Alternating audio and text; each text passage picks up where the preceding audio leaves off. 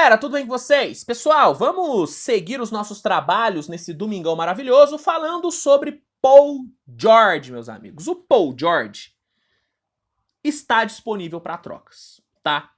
Está disponível para trocas, o Clippers está sim disponibilizando o Paul George no mercado e quem está falando isso não sou eu, mas sim vários insiders americanos. Há algumas semanas atrás, o Mark Stein da Substack publicou que o Los Angeles Clippers estava sondando o valor do Paul George nas equipes, né?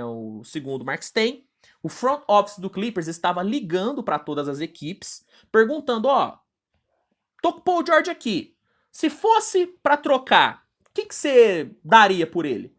Segundo o Mark Stein, o front office do Clippers está fazendo isso, ou seja, front office tá ali, né, especulando o quanto que o Paul George vale no mercado. E hoje, o Howard Beck disse que o Paul George certamente está disponível. E o Howard Beck é um dos principais insiders que cobrem o Los Angeles Clippers. Então o cara tem uma credibilidade considerável.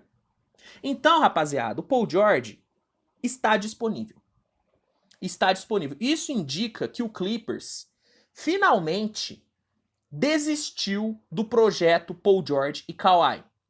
E depois que o Clippers foi eliminado para o Phoenix Suns, eu falei aqui no canal que o Clippers deveria abortar esse projeto. Por quê? Porque é inviável que as suas esperanças de título estejam atreladas a dois jogadores que não conseguem ficar em quadra por pelo menos aí 60% dos jogos. Eu falei isso aqui. E eu falo isso sempre que eu chego no assunto Los Angeles Clippers. E parece que finalmente o Clippers entendeu isso e vai abortar o projeto Kawhi e Paul George, que não deu certo. O Clippers fez uma aposta que 90% das franquias fariam. No momento em que o Clippers pegou o Paul George e Kawhi, todo mundo aplaudiu e falou, foda. Por quê? Porque quando o Clippers trouxe os dois estavam extremamente valorizados no mercado. O Paul George vinha da sua melhor temporada na carreira. O Paul George, na temporada em que ele, na off-season, né, que ele foi pro Clippers, ele vinha de um ano no Oklahoma, onde ele brigou para ser DPOY e MVP. Só isso. Só isso. Melhor temporada da carreira do Paul George. E o Kawhi vinha de um momento simplesmente fantástico. Talvez o Kawhi tenha tido o seu auge na temporada anterior a que ele foi pro Clippers, que foi a temporada em Toronto, onde ele foi campeão, MVP das finais e, cara, o seu nome cresceu de uma forma bizarra depois daquele título. Então o Clippers pegou esses dois caras no auge dos dois. No auge, dá pra considerar o auge dos dois.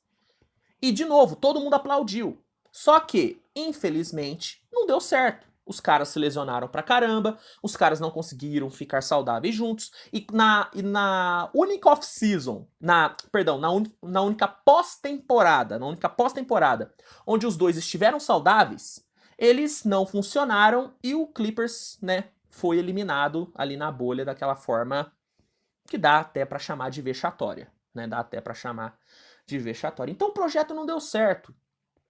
E é hora de seguir em frente. E para seguir em frente, precisa trocar um dos dois. E eu, né, se eu fosse membro do front office do Clippers, eu priorizaria trocar o Paul George ao invés de trocar o Kawhi. Por quê? Porque eu acho que o Kawhi, ele pode me garantir. Ele já mostrou, né, que ele pode garantir um título. O Paul George não, entendeu? O Kawhi, ele já foi o grande nome de dois títulos na NBA, de duas campanhas vitoriosas, que foi em San Antonio, onde ele foi MVP daquelas finais, e em Toronto.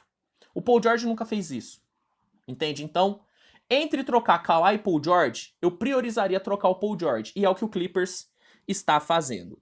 Só que a grande pergunta que eu tenho, a grande dúvida que eu tenho, é a seguinte: qual que é o valor do Paul George? Porque, no melhor dos cenários, com o Paul George saudável, ele é um All-Star, ele é um top 5, top 4 da posição, talvez, entende? É um dos melhores two-ways de toda a NBA. Só que a gente sabe que esse cenário é difícil, né? É difícil a gente encontrar o Paul George nesse cenário, com ele estando saudável. Estamos falando de um cara que temporada passada não jogou nem 60 jogos, se eu não me engano, e que tá com 33 anos. Que tá com 33 anos e com um contrato, né? Pô, 2024 ele pode ser agente livre, se ele abrir mão da sua player option. Então, qual que é o valor do Paul George? É difícil, né? É difícil achar esse valor. Eu chutaria que a pedida do Clippers para trocar o Paul George será 2 bons jogadores jovens e uma escolha de primeira rodada. Eu chuto que é esse que esse é o valor que o Clippers vai buscar pelo Paul George. Eu não acho que o Clippers vai pedir algo parecido com o que o Brooklyn pediu para trocar o Durant. Não acho, até porque a pedida ali do Durant foi uma das coisas mais surreais da NBA. Não tô falando que não é um valor justo pelo Durant, mas é um valor que assustou muita gente. Então não acho que o Clippers vai pedir isso. Eu chutaria que o valor do Paul George é isso, 2 bons jogadores jovens e uma escolha de primeira rodada. Só que eu não consigo cravar, porque é muito difícil mensurar o valor de um jogador como o Paul George, que é muito talentoso, só que ele tem um ônus absurdo. A contratação do Paul George tem muitos bônus, mas também tem os ônus. E são muitos ônus. É um cara que se lesiona pra caramba, é um cara que tem um contrato que não é muito atrativo pra uma franquia. Então é difícil mensurar.